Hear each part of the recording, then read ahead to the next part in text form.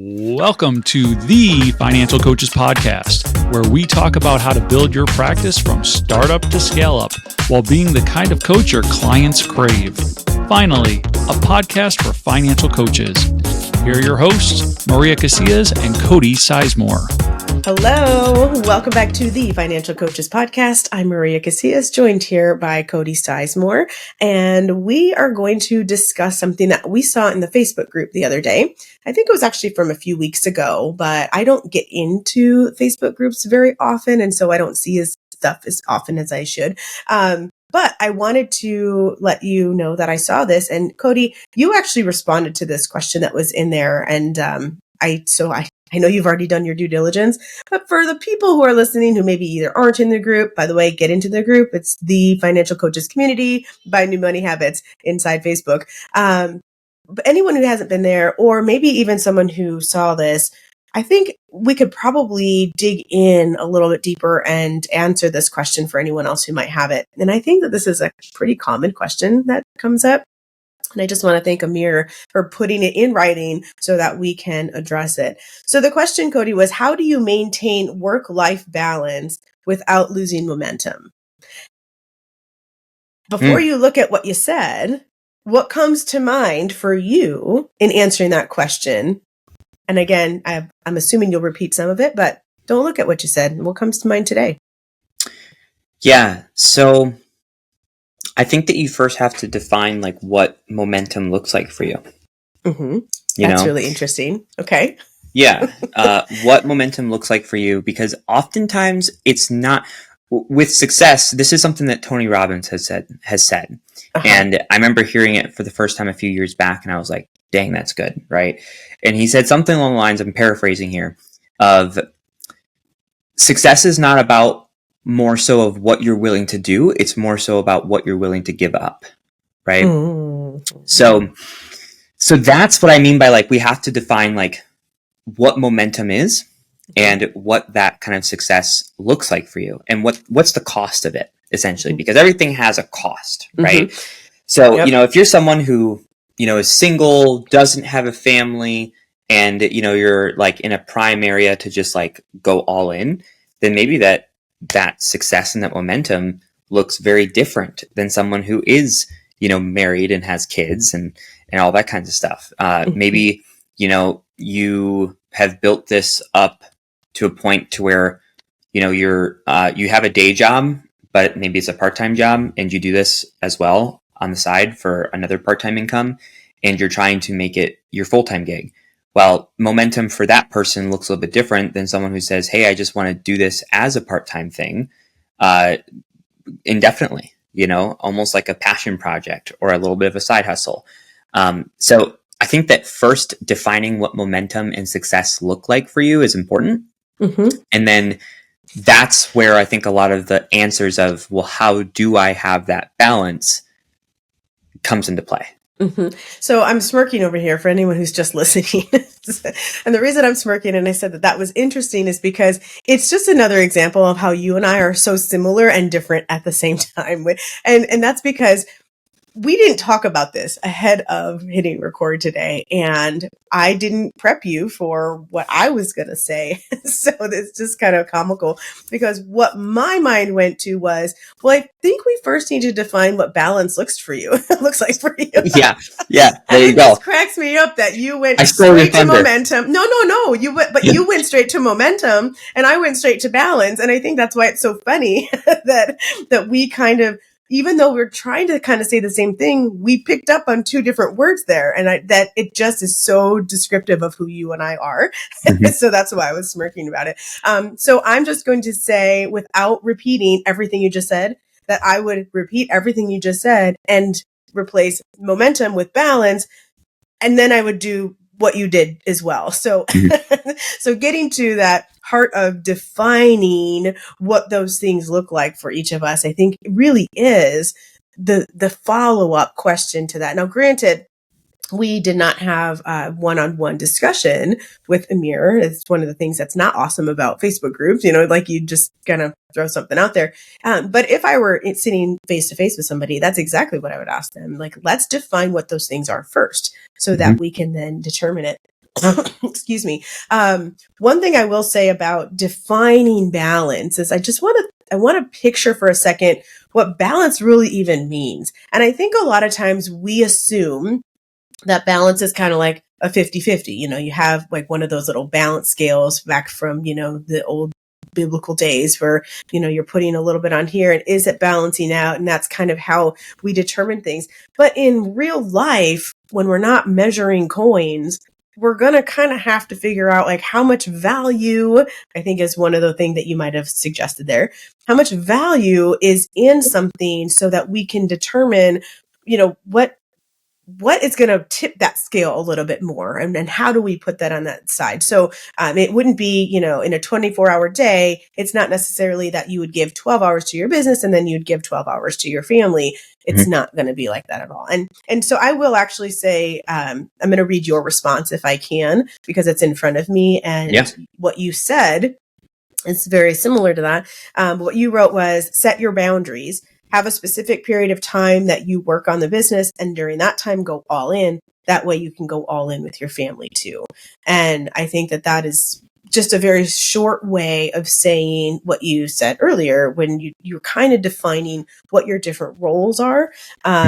So I think that's another piece of this is, if we're just kind of simplifying what it was that you said, defining balance, defining momentum, what does it actually look for you. But then also when you're determining what the different value that we give to each of these, the different weight, if you're looking at the scales, is to know what your different roles are and how much time, energy, money, effort are you able and wanting to give to each of those different roles? Because the truth is we play many roles, right? I mean, we're throwing hats on and off all day long.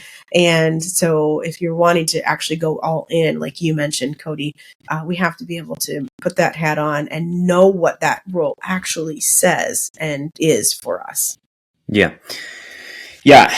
And I agree. This actually kind of goes back to the podcast episode that we did with Zoe Hughes, because we talked about this a little bit with her as well. And I remember saying to her, you have to kind of pay attention to, your physical health and then also, your heart as well. And if your heart is telling you, hey, I want to do this more, and physically you feel like you can do it more, then go do it more, right? But as a result of that, let's say that you go all in and you start doing it more, and then your heart starts to tell you, hey, I feel like you're kind of not paying attention to your family or the people in your lives that are really important to you. Or maybe even it's, hey, your body tells you, I'm tired, dude, that's where you find that balance. Like, and I love what you said earlier about how it's not like, 12 hours in, 12 hours out kind of thing, that sometimes it could look like, hey, like, if you're working on this full time, it could be, hey, I spend 10 hours a day on my financial coaching business and I spend 3 or 4 hours with my family. Well, if we look at it mathematically, that's not balanced, right? But if it feels right and if it feels balanced, then it is balance kind of thing. So I think that that's really important, is to just like pay attention to your heart, pay attention to your body, and set according to that. My only thing that I will double down on in my response to Amir is when I said, set those boundaries. And then during those times, whether it be with work or whether it be with life, you do go all in, like you're not commingling them. You're not doing things at 50% for either one of them. You're in it, So like when you're coaching, you're locked in. You're spending time with those clients. You're prospecting. You're putting out content, and you are dialed in. But then when you're with your family, you're not responding to leads. You're not thinking about the next post that you can make or anything like that. Like you're actually spending time with your family. And I think that just going all in on both areas that are equally, or I don't know about equally, but they're both important to you, right? by doing that, it's going to allow the people in those spaces that you interact with to also feel like they're getting your full self. So your clients will be feeling like you're getting your full self. Your family will be feeling like you're getting, or like they're getting your full self, right? And that's where the balance can really be. Because balance, in my opinion, it's not just for the coach. It's not just for the individual who's trying to find the balance. I think it's also for the people around them as well. Yep. And what I mean by that, so I'll That's let you okay. respond. No, I'll it's just okay. I'll just wrap up this thought. What I mean by that is you could feel balanced yourself, but then maybe your spouse feels neglected. And if that's the case, that is not balance. You could feel balanced yourself, but maybe your clients feel like they're not getting the support that they need. And that's not balance either. So it's just as important for everyone else around you as it is for yourself. Yes, I agree. And I'm actually glad you said it, because that was the one thing that my heart just kind of skipped a beat when you said, if it feels good, you're probably in balance. And I'm like, oh, well, sometimes we got to be careful, because that it might not feel that way for the people around us. Now, if you are, if you have a spouse and you're married, and if you have a spouse, you are married. If you are married and have children, then this is something that kind of came to mind for me while you were talking, and it's that idea of a puzzle piece, because you mentioned, when you if it feels right to do the 10 hours and then the 3 hours, that actually might work for your family if indeed the other roles of the other members of the family fit into that. So I kind of look at it like a jigsaw puzzle, and yours is, one piece, and then your wife's is another piece, and your children are another piece. And if the roles that each of them is playing, and theirs is balanced and it fits well with yours, then it's going to feel a lot more cohesive versus just, if it feels right, it must be right. So, but you came back around and you figured it out. So thank you. Yeah. Yeah. And even with what you just said too, something else that kind of popped in my mind is that's why the boundaries and the clear communication is so important to finding this balance. Because alluding to what your fear was of what I said earlier before I wrapped it all together, right? Of, if it feels good, then you're probably in balance. It goes back to the idea of like, well, maybe it's not in balance for the people around you kind of thing. But I think that if you have those boundaries and you also back that up with clear communication before you do something, during you do something, and maybe even after you do something, then it's like, okay, well, we talked about this, we were on the same page, and assuming that everything is on the same page, then it should be okay. And if for some reason it's not, then you can then either A, enforce those boundaries, or B, open up the conversation even more, right? Yes. And that's why it's so important with finding this balance, so that you are able to go all in no matter what space you're in. Yeah, I agree.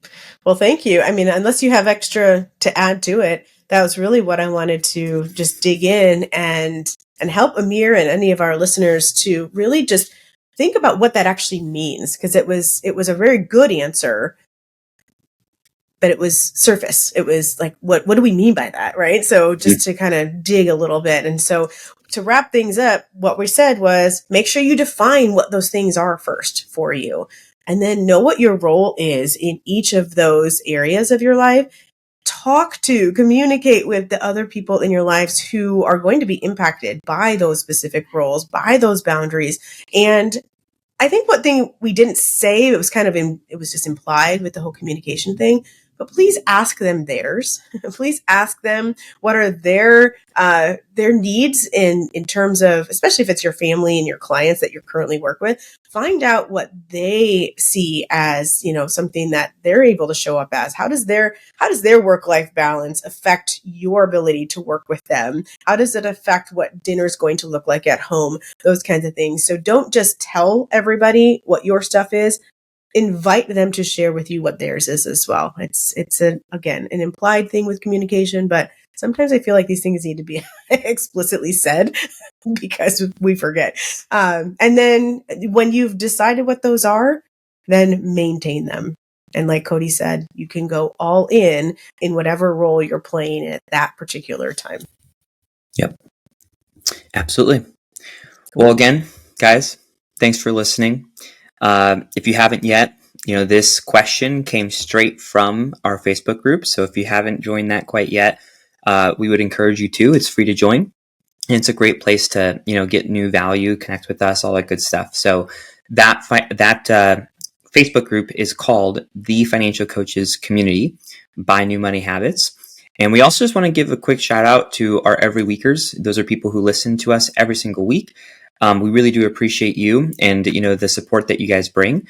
And if this is your first episode, we appreciate you checking it out. And if you like it, give us a follow, subscribe to the show, leave a review, and share the show as well. And with all that being said, we will catch you guys next week for another episode of the Financial Coaches Podcast. Thank you for listening to the Financial Coaches Podcast, brought to you by New Money Habits and Sizemore Financial Coaching. Submit your questions to our hosts by emailing podcast@newmoneyhabits.com. Be sure to subscribe to be notified of future episodes and join our growing group of like-minded coaches on Facebook. And until next time, happy coaching.